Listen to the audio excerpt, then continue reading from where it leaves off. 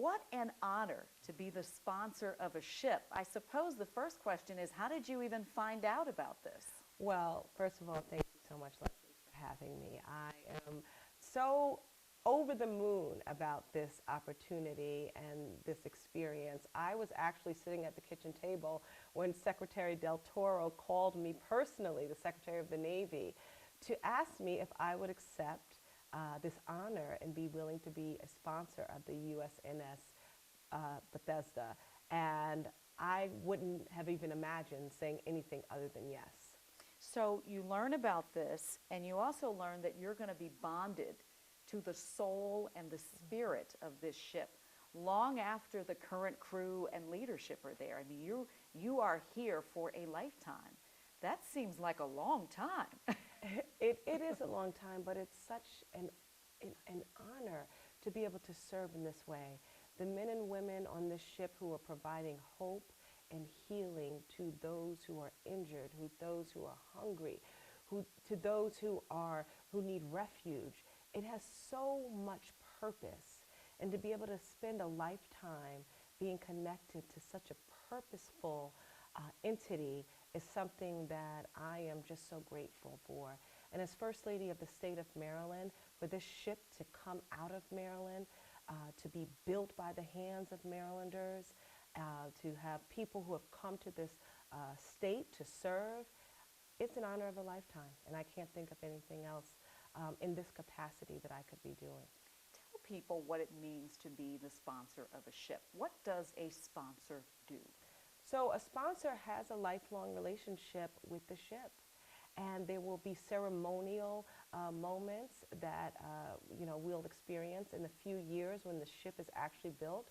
I'll actually be able to christen the ship.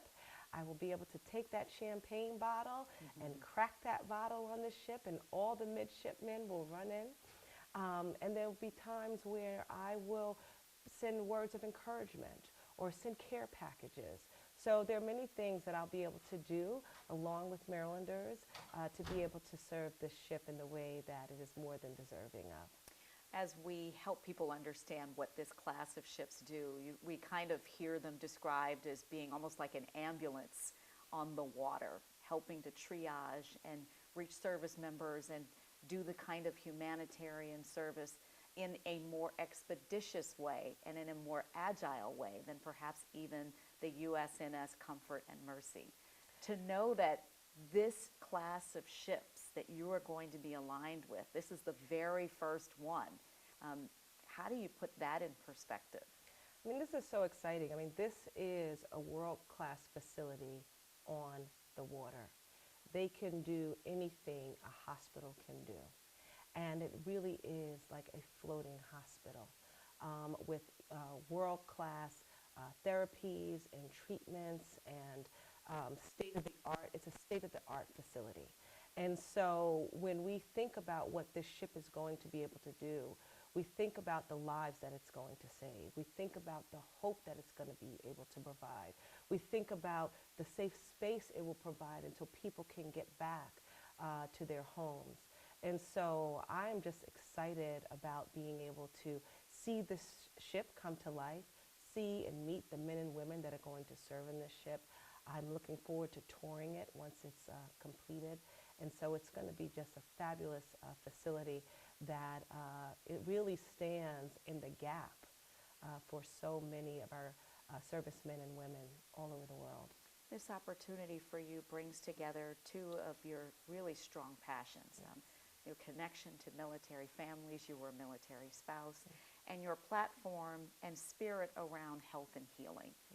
The two things that really seem to align the most with your work as First Lady. Yes, I am a proud member of a military family. My husband served in Afghanistan in 2005 and 2006.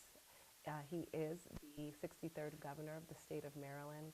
My grandfather was in the military. He was a master sergeant. He was a deep sea diver. He served in the Korean and Vietnam Wars. He also helped to build this country through the skills that he learned in the military. He would go on to become a crane operator and help to build the World Trade Center. And so, you know, this moment is just a moment that almost feels very full circle, to be able to give back as a sponsor to the people who served in my family, but to the people who have served in Maryland and all over the country. And so when I think about this opportunity, I feel even more, a stronger sense of responsibility because of the way that I've benefited from the bravery and courage that the men and women of this country have shown and given all of us, and the freedoms that I enjoy because of it. And this is just a small part of what I could do to support them. So this ship has not been constructed yet. People can't actually see it. And so you are breathing life into the whole concept of what this is going to be. When people hear about this ship, they've heard your words, heard what the governor has said, they've heard what the Secretary of the Navy has said. What do you want them to keep in the back of their mind about the strongest purpose that this ship, once it's built, will carry out and carry through?